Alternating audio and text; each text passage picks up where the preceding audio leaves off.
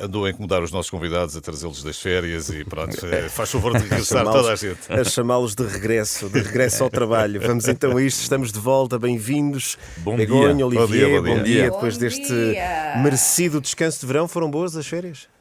Maravilhosas. Maravilhosa. Eu só consigo ver a cara do Olivier, não vejo da Begonha. Foram surreais, bom. Olivier. Temos aqui a literal troca de galhardetes. Deixem-me perguntar-vos se nestas férias receberam alguma chamada estranha, Olivier. Uma chamada estranha? Sim. Não de um vídeo-árbitro, seguramente. Não. Eu sim que recebi. Não recebi chamada Colegas, estranha. eu recebi. Ora E vou bem. falar aqui do telefonema. Eu, semana passada, sábado passado, estava em Madrid, porque o meu filho vai começar a universidade e tivemos de levar a Madrid. E estávamos num centro comercial e às 2h22 recibo nos meus 2 telemóveis un son vibrante, ensordecedor, un telefonema bestial e era para alertar do temporal Dana e alertar para que non nos mexésemos de casa. Foi un ruído que na miña vida eu pensei que ia acontecer, non sei, que ia caer o Madrid inteiro. Então sí que foi un telefonema un bocado extraño. A piada com a chamada estranha vem a propósito desta polémica que tem dominado o futebol em Portugal, o caso do vídeo-árbitro no Porto Aroca, um caso insólito, mas que, pelos vistos, e de acordo com o plano de contingência em caso de avaria de vídeo-árbitro, está prevista a utilização de um dispositivo móvel. Mas há aqui uma nuance, é que o árbitro da partida pediu para ver as imagens para avaliar um lance de penalti a favor do Porto, que depois viria a ser revertido, mas com base numa decisão tomada por um árbitro na cidade do futebol, ou seja, sem ver as imagens, com base no que lhe foi dito do outro lado da linha. O caso ganhou visibilidade na imprensa em toda a Europa. Olivier, nós sabemos que casos de arbitragem existem em todo lado, em todas as ligas. Este caso em particular, como é que isto acontece numa liga europeia, o chamado futebol do primeiro mundo? Isto é aceitável?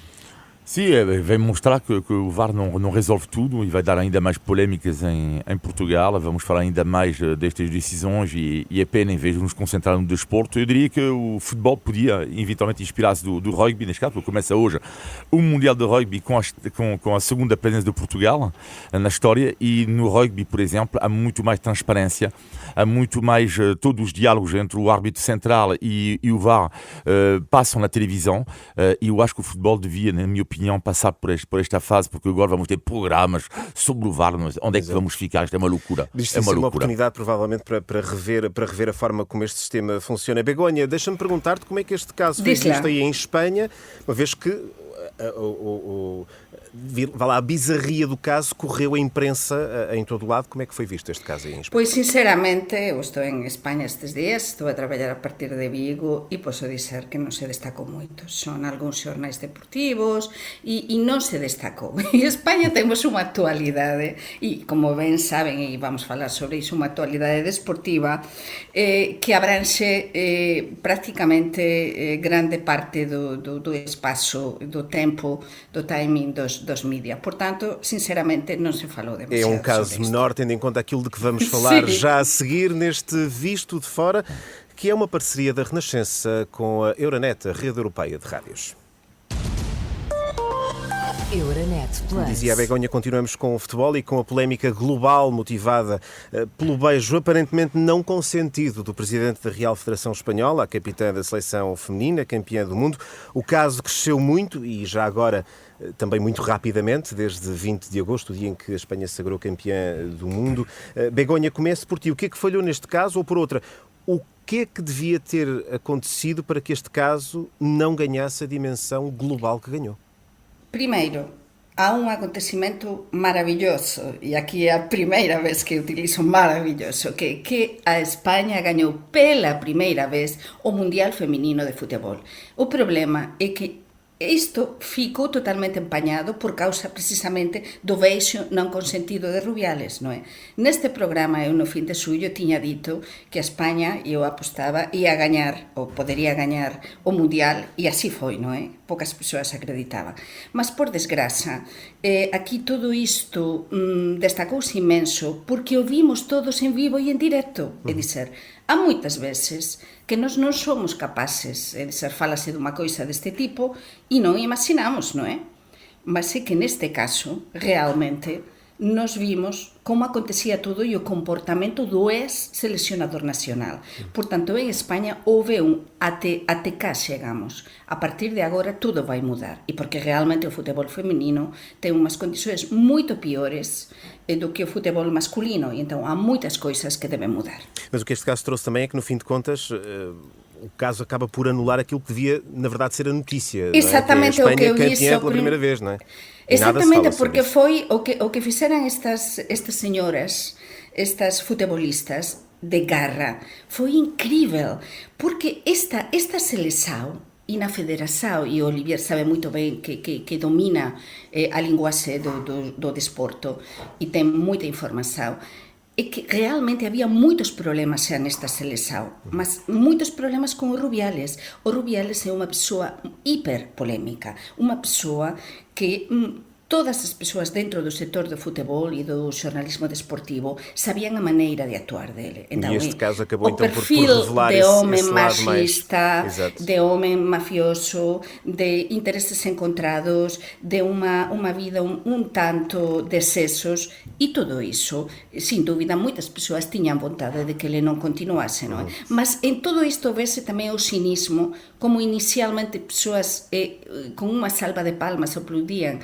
cando Rubiales dice non me dimito, e realmente a bola de fogo destes acontecimentos cresceu tanto que finalmente ele foi despedido. E o caso também terá ganho dimensão acrescida pelo facto também pelo facto de Rubiales não se ter demitido no momento. Não se ter demitido e dizer que foi consentido. Exato. Olivier, deixa-me partir para ti, pegando neste último ponto que a Begonha abordou. A verdade é que também parece que num primeiro momento, aparentemente a própria Jenny Hermoso parece enquadrar o episódio numa brincadeira sem grande importância. Aliás, há aquele célebre vídeo no autocarro da equipa, depois de todas aquelas comemorações, até a comparação eventualmente algo descontextualizada com o beijo entre Iker Casillas e Sara Carbonero, mas poucas horas depois a capitã da seleção espanhola aparece como vítima declarada e irredutível deste caso.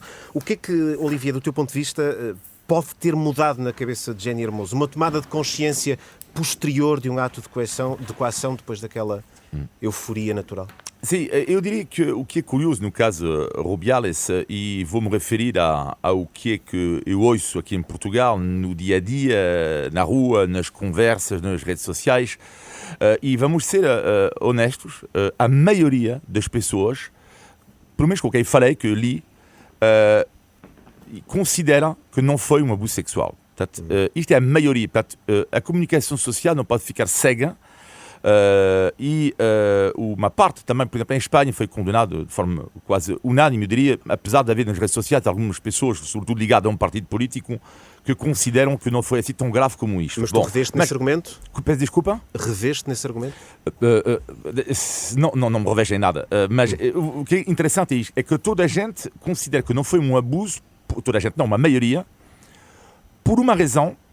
É a razão pela qual que tu disseste agora, é que foi a primeira reação da jogadora Jenny Hermoso. Ora, mas uma coisa que não percebo aqui, que é, nós podemos, em qualquer situação de vida, ter uma reação no momento A e no dia seguinte, ou 2 dias depois, ter uma reação B. Refletida, mais refletida. E vou dar um exemplo muito simples. Vamos imaginar que eu estou no estúdio com a Begonha e que eu sei que, por exemplo, num trabalho fui promovido. Ou eu vou dizer a Begonha, olha, eu quero festejar contigo, faça um beijo. Não é? E beijo Begonha da boca. A Begonha pode estar contente na altura, no momento da euforia comigo, vamos jantar, não sei o que mais, e pode dizer, ok, olha, Olivier passou-se um pouco da cabeça, ri-se, não sei o que mais. Mas no dia seguinte, ela podia ter uma reflexão. A dizer, eu fui abusado. E depois, a demagogia nisto tudo, genial, inacreditável, é quando as pessoas dizem que isto não foi uma violação. Mas quem é que disse que isto foi uma violação? Ninguém. Claro. Mas ninguém. Aliás, o senhor Rubiales, se for condenado, nunca vai ser condenado como se tivesse cometido uma violação. O que ele vai ser julgado, se for julgado, e vai ser julgado, tudo indica, porque a Jenny Hermoso apresentou uma queixa junto do Ministério Público em Espanha, é que ele vai ser julgado por um beijo alegadamente não consentido. Ninguém disse que isto é igual a uma violação. Mas onde é que foi escrito isso? Mas acaba por ser sempre uma atitude de coação. Begonha. Não, exatamente. E que aí está o que eu tentava dizer antes e avancei. É dizer que a atitude dele, do Rubiales, desde sempre. E então este tipo de pessoas que vamos ser totalmente frontais abundan nas nosas sociedades, tanto en España como Portugal. O machismo está totalmente asentado.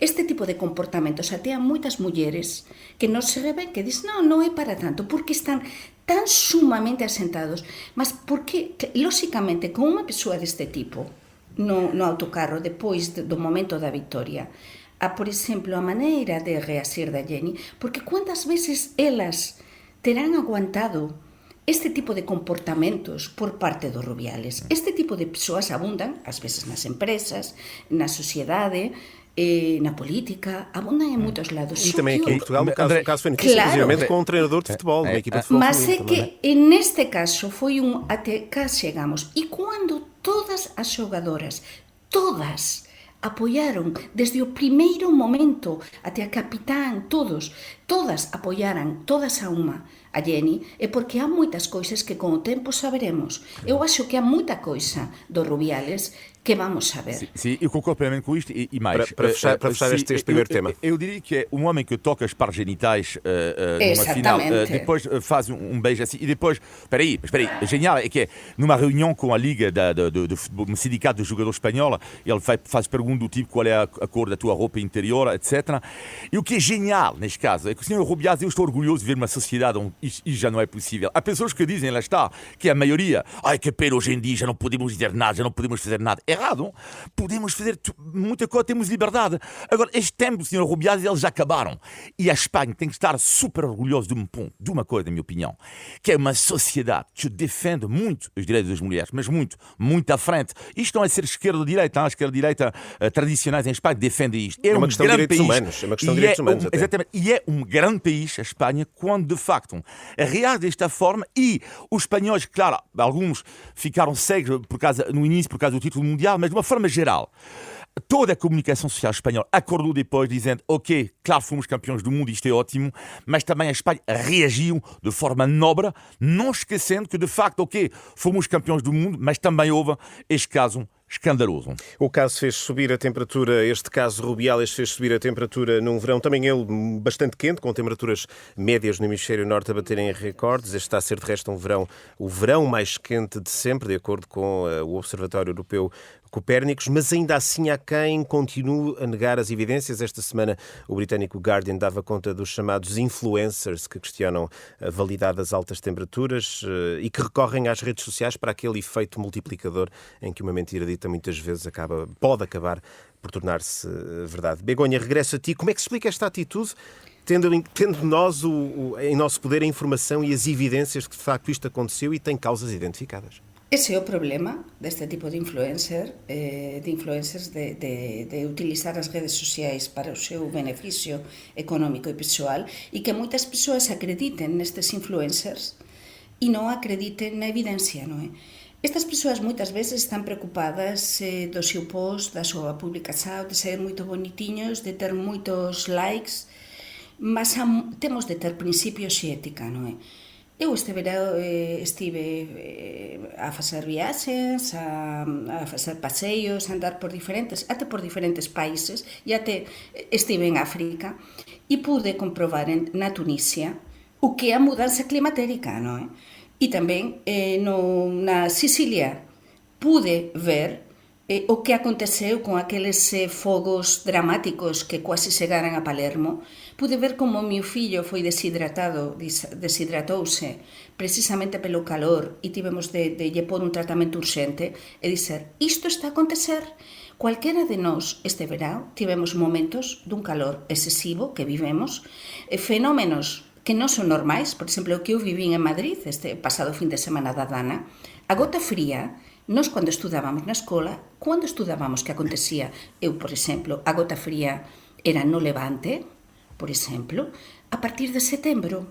Agora a gota fría estáse a adiantar. E estamos a pasar de temperaturas altísimas, pasamos rapidamente a temporais. Agora este fin de semana volta outro temporal. Estes días en Vigo estamos a ter un calor da parte da tarde incrível. Então, se as pessoas não veem isso, então muito mal andamos. Olivier? Se acreditam a estas influências. A teoria do complô aumenta e há cada vez mais pessoas adeptas disso, do Covid, do homem que não foi à Lua, isto no passado, não é do Covid, agora é do clima. Cada vez mais vai acontecer porque as pessoas, de uma forma geral, não sentem-se manipulados pela informação e vão procurar uma outra verdade, não é? Vão procurar uma outra verdade. O que é notável ultimamente é que os céticos em relação ao clima têm um discurso cada vez mais agressivo. E, aliás, há muitos cientistas que nas redes sociais começam já a não responderem porque de facto isto é notável. E faz-me lembrar um vizinho meu, que é super culto, que me enviou recentemente uma fotografia do Jornal de Lisboa, falando de uma canícula nos anos 30, não me recordo exatamente, e era para ele a prova, isto é inacreditável, a prova que não há, seja, que é uma questão cíclica. E isto é inacreditável. Mas quem colocou em causa, mais uma vez, que não havia antigamente canículas? Claro que não é de agora, não. Obrigadinho, não é? Mas lá está, a comunidade científica tem alertado há 50 anos. E, tendo em conta que está a acontecer é que a previsão deles era esta, eles podiam ter mais credibilidade. Mas não. Mesmo assim, há pessoas que dizem, não, vocês são manipulados pela informação. Ora, a manipulação, posso dizer que é do outro lado, porque há um jornalista francês do Le Monde que mostrou que há sites de movimentos de céticos de clima que estão a ser patrocinados por empresas americanas ligados ao petróleo, ligados à petroquímica, e a manipulação é deste lado, que é exatamente isso. E não ver algo que eu acho que é, lá está, mais uma vez, não é de ser de esquerda ou de direita, é um pouco como o caso do Rubiales, não é? É a questão do bom senso. É ter bom senso, não, mas E depois que há outra coisa, que é a economia. Nós que somos, tanto España como Portugal, países que vivemos maioritariamente do turismo, que as receitas do turismo são fundamentais, e no sul da Europa, atenção a todas as pessoas que nos ouvem e que vivem do turismo, que está a acontecer dado xa que están a demostrar como está a aumentar o turismo e moitas persoas que están a fuxir do calor extremo porque dos nosos países e están a aumentar o turismo en países como Irlanda, como Holanda, como os países bálticos, porque estánse a ter xa temperaturas no verão, no mes de xullo e agosto, moito boas, máis altas, e as persoas estánse a apostar por outro tipo de turismo, porque como comece a aumentar a temperatura... Um país que vive e muito do turismo acaba por ser muito prejudicial, e estas temperaturas altas que são muito procuradas, ou que eram muito procuradas por outros países, acabam por se tornar excessivas. Exatamente. Então, ese é un tema que agora as autoridades turísticas están a estudar nos nosos países, están a ver como dar a volta a todo isto. Por exemplo, o que está a acontecer na Galiza? Na Galiza agora está na moda. Por que está na moda a Galiza e até con o turismo nacional e internacional? Porque a temperatura da agua antes era moito fría, como no norte de Portugal, agora aumentou bastante. De feito, este verão a temperatura da agua na Galiza esteve espectacular. Mas e então, que acontece? Que as persoas dicen, boa comida, unha temperatura agradável, non son 40 e tal graus, son 30 ou 20 moitos, porque antes eran 22, mas agora son 20 moitos, e então é agradável e aumenta o turismo no norte. Olivier, muito rapidamente temos de avançar para outros temas. Se o movimento, neste momento, cético do clima ganha força, também tem a ver, na minha opinião, com um outro movimento que é uma minoria radical do movimento ecologista. Ou seja, dentro do movimento ecologista que combate uma causa nobre, dentro deste movimento existe uma minoria ultra-radical. Ora, esta minoria radical, não é, vai fazer com que haja normalmente um paralelo com um movimento radical anti-clima, cético sobre o clima. É um pouco a questão vegan carne, que é, neste momento é uma loucura, as pessoas que criticam os veganos para tudo e mais nada, é ridículo. Mas este movimento radical de carne, carnívoros, não é, por assim dizer, nasce porquê? Mas nasce porque existe um movimento vegan. Dentro dos veganos, há uma minoria radical de veganos, não é? Que também eles estão a poluir o debate. Portanto, todo este radicalismo, não é? Não serve à causa. com uma casa nobre, que é a questão da ecologia. Estamos epidérmicos e por vezes falta bom senso nas discussões. Vamos virar agora a página para a Itália, que aprovou uma lei que permite a detenção, no limite, permite a detenção de crianças a partir dos 6 anos de idade. É uma das medidas incluídas na estratégia de Meloni de combate à delinquência juvenil. Olivia, continuo contigo. Deixa-me fazer-te esta pergunta. Independentemente das razões, independentemente de ser uma medida que se insere na resposta a elevados índices de criminalidade, os fins podem justificar os meios ou estamos perante um excesso do governo italiano? Não, o governo italiano nunca disse, eu vou ser honesto, ainda não estudei totalmente a lei, o decreto-lei. Portanto, é muito complicado porque eu gosto de me pronunciar sobre algo a partir do momento em que eu tenho estudado isso e o decreto-lei não o estudei porque foi adotado ontem. Portanto, não estudei muito bem. A questão aqui é que não se trata de forma nenhuma de colocar uma criança de 6 anos na prisão e tipo já ficar 3 ou 4 anos. Não é nada disto.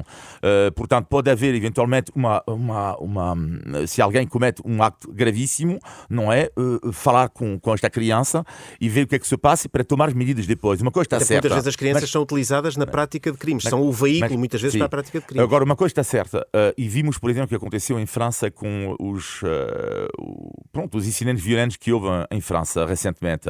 Uma coisa está certa. Esta impunidade dos jovens, mesmo quando são menores, tem que acabar. Isto não é possível, como jovens, mesmo que têm 14 ou 15 anos, que queima ou que faz uma violação, como no caso na Itália, eram crianças de 15 a 16 anos, estas crianças não podem ser protegidas, não podem responder perante a lei porque têm 15 ou 16 anos. E mais, a senhora Meloni, ela vai longe, se calhar demais, mas ela, pelo menos, é uma pista também que foi estudada em França, sobre a questão da responsabilidade dos pais. Isto também é uma pista que tem que ser estudada, ou seja, a partir de que momento, quando uma criança de 15 ou 16 anos comete um crime, ou queima um carro, por exemplo, claro, queimar um carro é menos grave do que cometer uma violação. Até que ponto os pais não têm que responder perante a lei? Eu respondo que é uma pista de trabalho. Agora, claro, sabemos que a senhora Meloni é uma extremista no que diz respeito a isso, mas, repito, ainda não estudei bem o decreto-lei. Begonha, muito rapidamente. Pois eu tamén non estudei, porque realmente é unha noticia recente, mas desde logo acho que con este tipo de temas se debe ter moito cuidado e a señora Meloni se demostrou, en fin, exactamente que é un bocado radical en determinados temas, non é? E unha crianza, porque ainda crianza e adolescente de 14 anos, ten de ter, sobre todo, se se detén a unha crianza, a un adolescente de 14 anos por un crime, desde logo o Estado debe ter unha estrutura de soporte de que esta crianza, este adolescente, vai ter ou vai poder estar nun centro específico, vai poder ser tratada para que volte, digamos, á normalidade e non volte a delinquir, dar as ferramentas necesarias para tentar que esta adolescente non volte, sobre todo, a delinquir. Entón, este é un tema moito complexo, é un tema moito sensacionalista tamén e moito populista, que haberá moitas persoas que apoian a Italia, mas acho que grande parte dos italianos estarán neste momento preocupados tamén con isto. Porque de ter com 14 anos é de ter uma criança, não é? Vamos esperar então por mais detalhes sobre este decreto do governo italiano. A fechar esta página europeia do Visto de Fora, uma parceria Renascença Euronet, Rede Europeia de Rádios. É sim, senhor, mas agora só se eu cantar, porque o computador não lhe apetece. Muito bem, então vamos passar para a página dos temas nacionais e com as medidas anunciadas ontem por António Costa para apoiar os jovens portugueses no IRS Jovem, com a devolução das propinas para quem frequenta o ensino público e fica a trabalhar no país, e passos gratuitos para jovens até aos 23 anos. Olivier, é suficiente um ponto de partida para ajudar a fixar jovens no país e responder aos problemas que eles enfrentam? São medidas, eu acho, positivas, mas que não são suficientes. Bom, para já dizer que o clubismo político continua, o PS basta apresentar qualquer medida, a oposição vai dizer sempre que está sempre péssimo, é inacreditável, e o contrário também, porque quando o PSD voltar ao governo, o PS claramente irá dizer que qualquer medida que seja tomada, isto é terrível, é mesmo terrível para ter, ao nível da política, o que é a política, porque aqui, mais uma vez, mais não é de ser de esquerda ou de direita, portanto isto é terrível para mim. Outro ponto é que é as medidas concretas. Eu acho que há medidas interessantes, por exemplo, eu acho que os passes gratuitos para os menores de 23 anos são uma medida, na minha opinião, que alivia as famílias, não é? Também as famílias da classe média também, portanto, para uma família que tem 2 filhos, por exemplo, são 60 euros de poupança por mês, não é uma brincadeira. Depois há as medidas que eu diria que eu acho mais interessante, que é o IRS para o primeiro ano do trabalho, vai no sentido da proposta do PSD, que é de facto a taxa máxima de 15% de IRS para os jovens até aos 35 anos. É um caminho que eu acho interessante, apostar na juventude nos primeiros anos do trabalho, baixando a taxa de IRS, sobretudo a proposta do PSD, ela exclui o último escalão. Portanto, eu acho que é uma proposta interessante. Agora, há medidas que para mim não servem para nada, enfim, não resolve nada. Que é aquela semana a rede da esposa da juventude e 4 bilhetes de comboio. Parece um o tipo, bónus, assim. o que é que nós temos na loja? Bom, temos 10 bilhetes para de comboio. Toma lá. Bom, e depois estas medidas não resolvem o problema principal, que é a questão dos ordenados, não é? Portanto, Exato. tu podes reembolsar as propinas, não é? Que são 1.800 euros em 3 anos.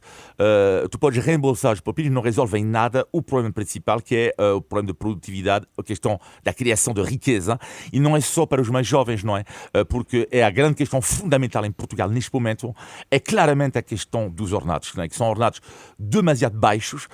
Claro que não é fácil, o PS não vai ter, nem o PSD nunca vai ter uma solução do dia para o outro para dizer que a partir da manhã o aumento de ordenados para toda a gente é 50%.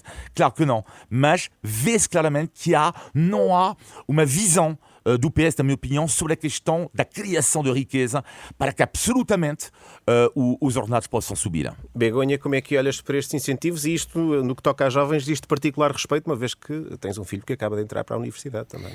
Para mí parece-me moito mediático, moito bonito, é un anuncio que fica moito ben na fotografía si comenzamos a ver exactamente os que somos pais e máis.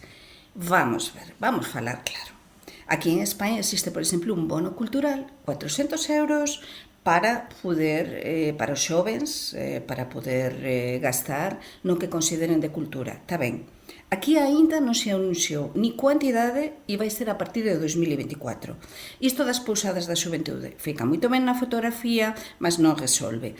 E depois, outro asunto, como dicía Olivier, acrescento, o tema de devolver a propina, mas cando traballen co tipo de ordenados que há en Portugal e que lle esperan aos xovens, realmente devolver a propina, se callar van estar a traballar a recibos verdes e a gañar 600 euros por mes, é moito difícil, non é? Entón, o importante é tentar que os ordenados crezcan en Portugal, que se den apoio aos xovens para que realmente teñan empregos dignos, que se estude realmente que acontece con o mercado do traballo en Portugal.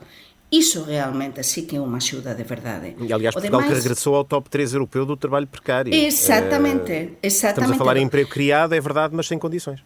Porque aquí moitas persoas, por exemplo, na Galicia me dicían, non, mas en Portugal non existe quase desemprego. E então eu explico dos recibos verdes, eu explico que non existe desemprego porque as persoas, a maior parte das persoas teñen varios empregos dun xeito precario.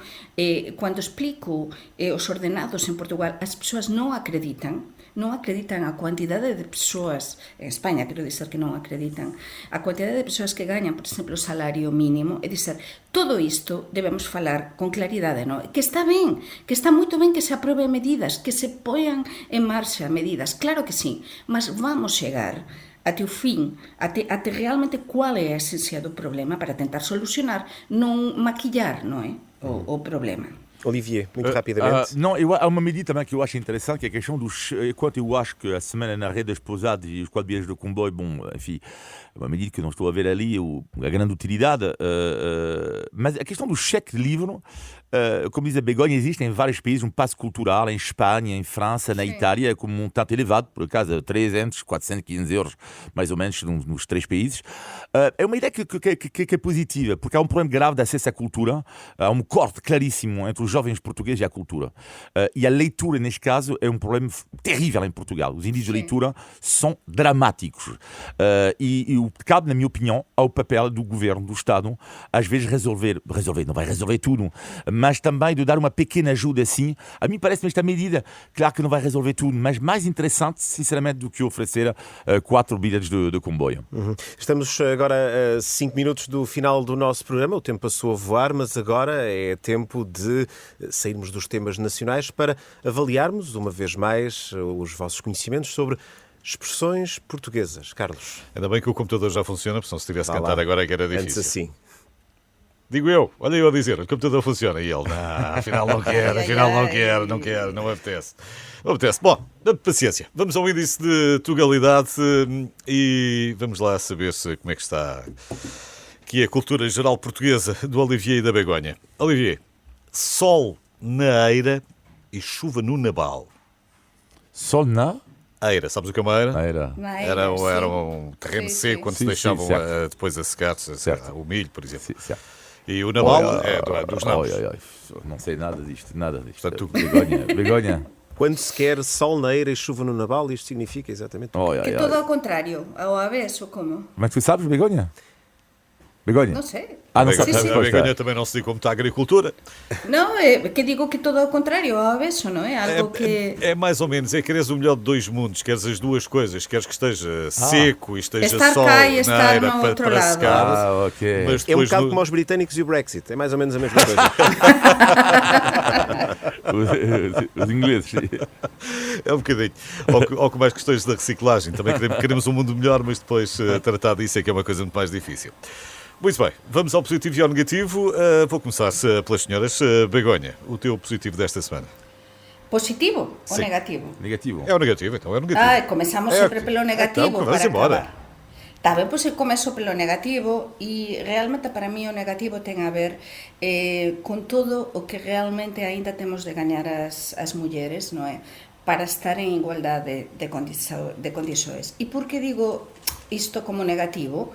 Porque esta semana, precisamente en España, morreran dúas figuras, unha delas da televisão, María Teresa Campos, que foi unha pioneira, unha muller que rompeu o teito de cristal das mulleres, foi pioneira en televisão, pasou mesmo moito mal para chegar a ser número 1. E o caso de María Jiménez, unha grande cantora flamenca, que até denunciou, teve a coraxe de denunciar o seu marido por maus tratos.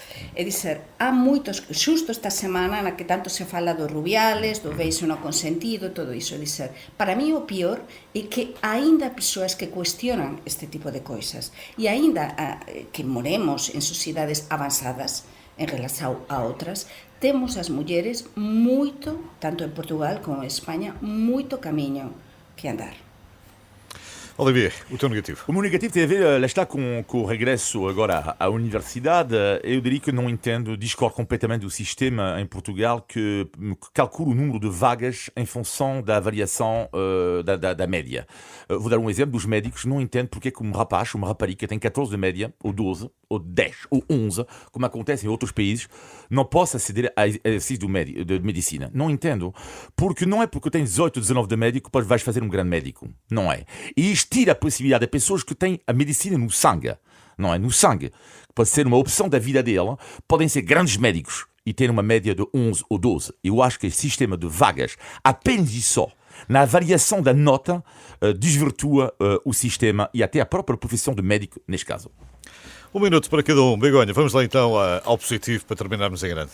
Pois o positivo é ver que o meu fillo máis vello está a comezar a universidade con moita alegría, moita expectación e que está se instalado en Madrid. Agora ele ten de facer o seu percurso, pero esa sensación de que pronto eu fiz o meu traballo, agora teño de continuar a acompañar e moito de perto, mas ele está a comezar o que ele quería, non é?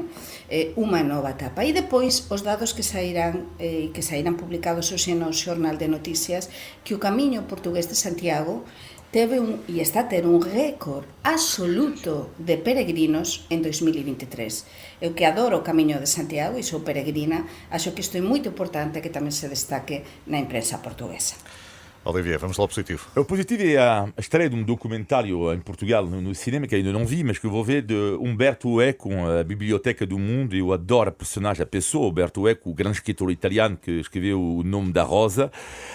Eu acho que ela está na altura em que se fala do problema de leitura que há com os jovens em geral, e não só, os adultos em Portugal, um problema gravíssimo de leitura. Umberto Eco tem esta frase mágica que é: uma pessoa que não lê terá vivido apenas uma vida. Uma pessoa que não lê terá vivido apenas uma vida, enquanto uma pessoa que lê tem vivido pelo menos 5.000 vidas.